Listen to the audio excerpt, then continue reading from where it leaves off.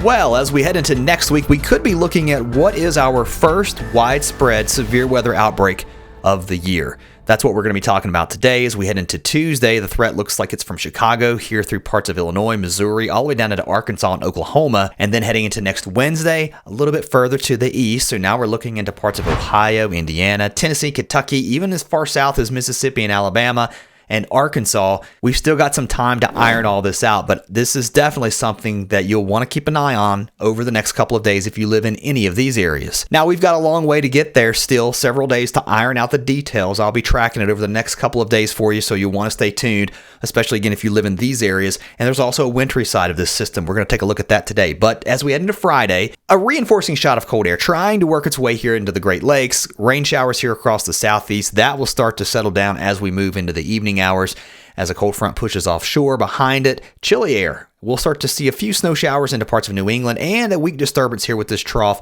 that'll be swinging through, say, parts of Illinois, Indiana, Ohio, eventually parts of Kentucky, West Virginia, even Virginia, North Carolina. It looks like mostly rain, though, east of the mountains and just some showers here into North and South Carolina. Not a lot of snow expected with this. If we do see a stripe of snow, we're talking about a coating up to an inch here, say from central Illinois, even parts of central Indiana. So Indianapolis, we could see a coating of snow or so through Saturday morning, and then that pushes off to the south and east here, right along the Kentucky, West Virginia, Ohio border. Now, for the rest of the country on Friday, we're fairly quiet. From the west all the way through the central plains states, we will see a reinforcing shot of some cold air here for the northern plains. So temperatures will drop back a little bit, but it won't stay cold very long as we see return flow starting to develop as we head into Sunday, and temperatures will rebound as a result of that. High pressure in control of the west, looking nice and dry here. A few rain and snow showers possible across the Pacific Northwest. Now, as we move into Sunday, quiet across the east. It'll be a little breezy and cool across the northeast. The weak system may move through this area, bringing a few rain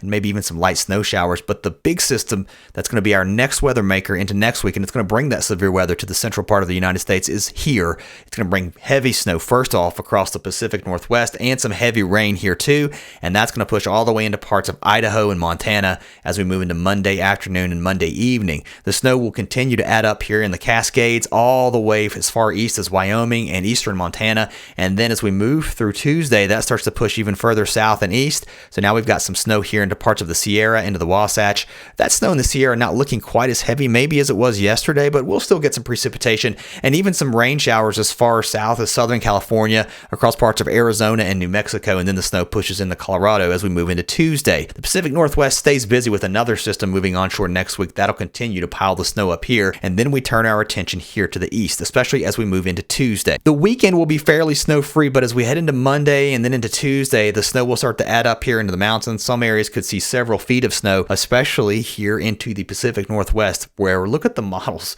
They're picking up numbers, 50-some inches of snow here in the upslope areas of the Cascades. I wouldn't doubt it with this setup, and even here into parts of Idaho and Montana, close to 2 feet of snow. And we'll see feet of snow here too, I think, especially the highest elevations in Utah, parts of Wyoming and Colorado through Thursday and Friday of next week. It stays very unsettled here. But the severe threat, that's the thing we'll be watching heading into next week. Now, once this system moves into the plain states, we've got a lot of warm air moving north ahead of it. We also have a pretty strong system moving out of the Rockies into the plain states. One thing we'll have to watch as we head into next week, where will this jet streak set up? Typically on the front right side of these streaks, that's where you'll see the severe weather. And again, I think that's why the Storm Prediction Center is going ahead and highlighting this area heading into Tuesday out ahead of this jet streak that could bring some severe weather here. And then as it pushes off to the east, then we look clearly to areas just to the east of that for that severe weather. Tuesday here across Illinois, Missouri, all the way down into parts of Arkansas. And then as we head into Wednesday, we could even see severe weather overnight, Tuesday night into Wednesday morning, further to the south and east. And as this front pushes south, severe weather certainly not out of the question, even as far south as the deep south. On the backside of this, it's cold, and we're talking about some snow possible here